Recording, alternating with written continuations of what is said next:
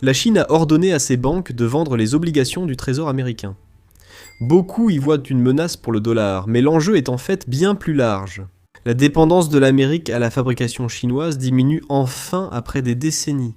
Les États-Unis et la Chine se découplent. Les importations américaines depuis la Chine reculent. Viennent d'atteindre leur niveau le plus bas depuis 2000. C'était l'année où la Chine a rejoint l'Organisation mondiale du commerce. Et la Chine sait ce que cela signifie. Leur levier d'influence s'évapore. Et c'est pourquoi les exercices militaires autour de Taïwan s'intensifient.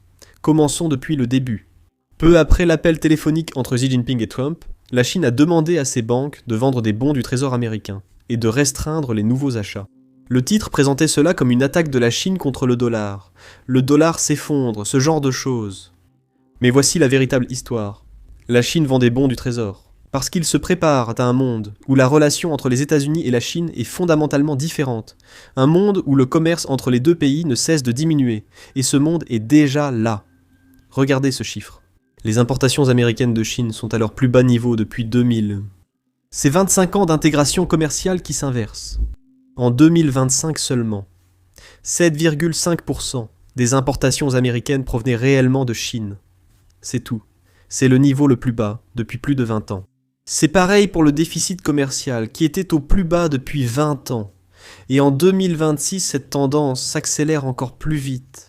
Ce n'est pas un hasard, c'est une politique. Voici le représentant américain au commerce, Jameson Greer, qui explique l'objectif. Ici, aux États-Unis. Mais pour les entreprises qui cherchent une alternative, l'Inde serait-elle un endroit approprié pour établir des chaînes d'approvisionnement s'ils souhaitent retirer leur chaîne d'approvisionnement de Chine? C'est possible. Beaucoup d'entreprises vont déjà dans ce sens. Comme dit, nous voulons des chaînes d'approvisionnement aux États-Unis aussi proches de nous que possible. Nous savons que c'est un processus lorsqu'on passe de la mondialisation et de tous les défis que cela a posés à notre pays.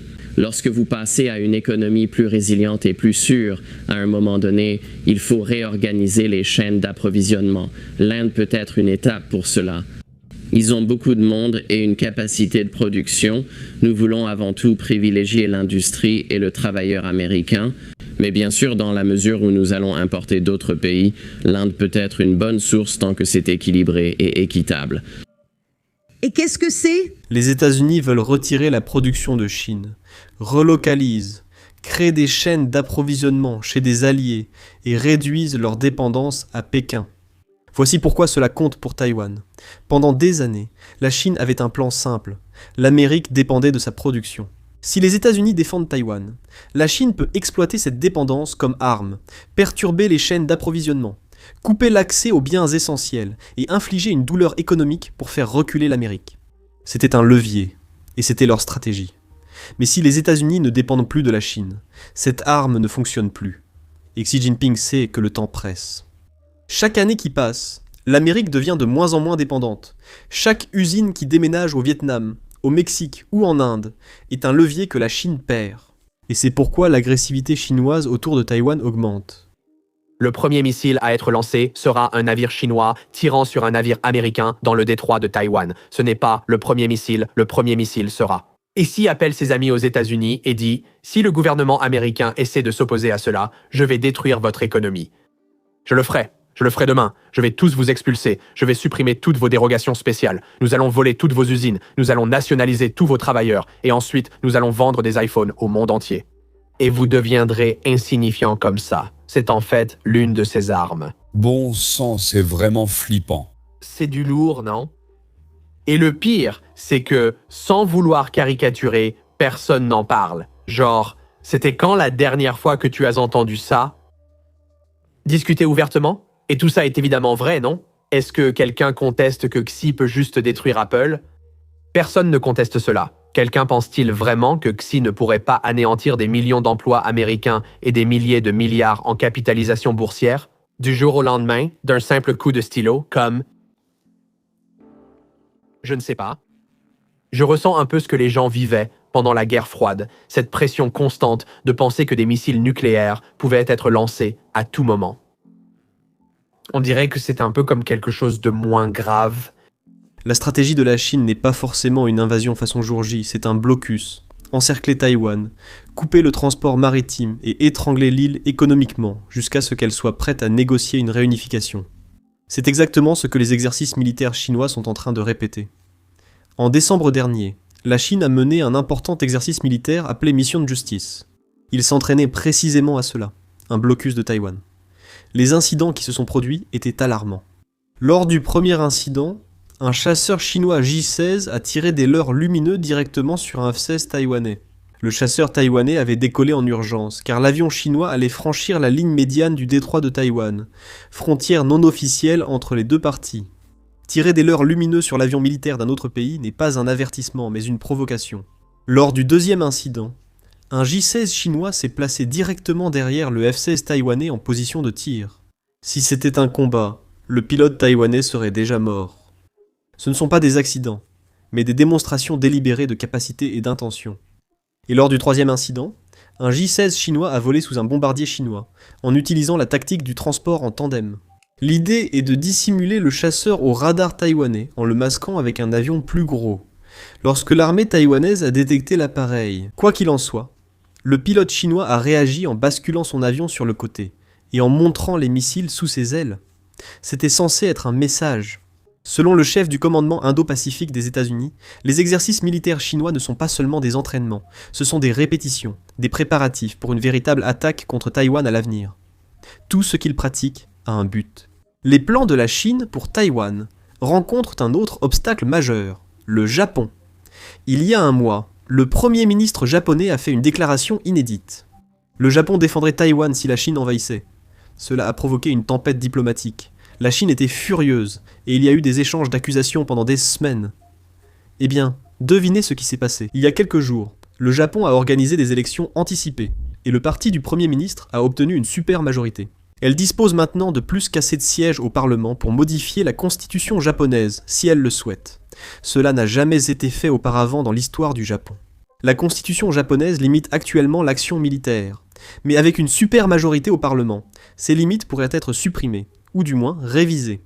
Le Japon pourrait redevenir une puissance militaire à part entière, notamment pour contrer la Chine, et Pékin n'est pas satisfait de cela. Le monde entier a vu cela. Je pense que cette victoire écrasante a surpris tout le monde. Quelle a été la réaction internationale ? La réaction internationale, Donald Trump, président des États-Unis, s'est montré très satisfait. Il a déclaré avoir une bonne relation et a publié « Victoire écrasante » en majuscule sur Truth Social. Il est donc très content. La Corée, parce que la relation Corée-Japon est très importante en Asie. La Corée semble plutôt satisfaite de cela et la Chine, comme nous l'avons vu dans le reportage, est profondément mécontente. Elle n'a pas changé d'avis sur Taïwan. Et ce qui est intéressant, c'est que les Chinois ont introduit une interdiction sur la technologie à double usage. Pour tenter de punir le Japon à ce sujet, ils ont introduit des restrictions sur les voyages vers le Japon, ce qui a fait chuter de moitié le nombre de visiteurs en décembre. Et cela ne semble pas avoir seulement galvanisé l'opinion publique au Japon. La Chine essaie de présenter cela comme si le Japon était trop belliciste envers Taïwan. Ils veulent que le monde voie le Japon comme l'agresseur. Mais voici ce que la Chine oublie commodément. Le Parti communiste chinois a des ambitions bien au-delà de Taïwan.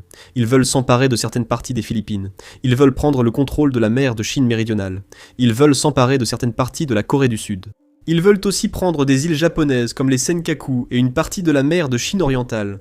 Voilà pourquoi, pour le Japon, défendre Taïwan ne concerne pas que Taïwan.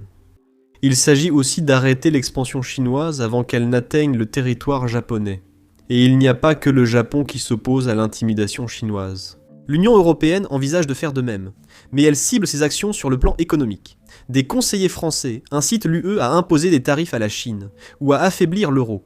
Pour contrer la prise de contrôle de la fabrication par la Chine, l'Union européenne doit agir pour protéger son secteur manufacturier. Et devinez quoi ? La Chine fait la même chose depuis des décennies. Et maintenant on voit que les États-Unis essaient de faire pareil. Chaque pays veut protéger son secteur manufacturier. Et cela signifie qu'à un moment donné, l'Union européenne doit faire face à la réalité. Pour Xi Jinping, ce ne sera pas une bonne nouvelle, car il ne perdra pas de l'influence dans un seul domaine, il en perdra partout. Un problème avec ces vidéos montrant de nombreuses frappes de drones, même sans blessés humains ou soldats russes. Dans la vidéo, YouTube démonétise ou restreint généralement nos vidéos, En fait, la semaine dernière, nous avons eu 4 vidéos de guerre qui ont été démonétisées, selon YouTube. Montrer des frappes de drones ou même des images des lignes de front n'est pas adapté aux annonceurs, et c'est pourquoi les vidéos sont restreintes. Mais c'est la réalité de la guerre moderne, et c'est la guerre que les Ukrainiens mènent et essaient de survivre. Nous estimons qu'il est essentiel de tout couvrir, d'où le lancement de notre plateforme, Basics Insider.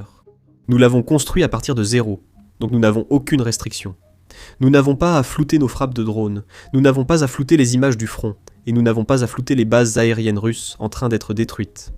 Nous ne diffusons aucune publicité sur le site, ce qui nous évite de nous censurer si les annonceurs n'approuvaient pas notre contenu. Nous ne finançons pas le site grâce à la publicité, nous le finançons grâce à votre soutien. Donc, si vous êtes quelqu'un qui s'intéresse à ce genre de couverture, et que vous souhaitez regarder nos vidéos sans censure et obtenir du contenu bonus que nous ne pouvons tout simplement pas mettre en ligne ici sur YouTube, alors rejoignez-nous sans hésiter sur basicsinsider.com. Vous pouvez également cliquer sur le lien dans la description ou scanner le code QR qui s'affiche à l'écran. En nous rejoignant, vous pourrez regarder tout le contenu que nous avons déjà mis en ligne, ainsi que toutes les vidéos que nous publierons à l'avenir. En plus de cela, vous soutiendrez notre couverture et notre chaîne, alors merci beaucoup. Je m'appelle Sam et je vous retrouve dans la prochaine vidéo.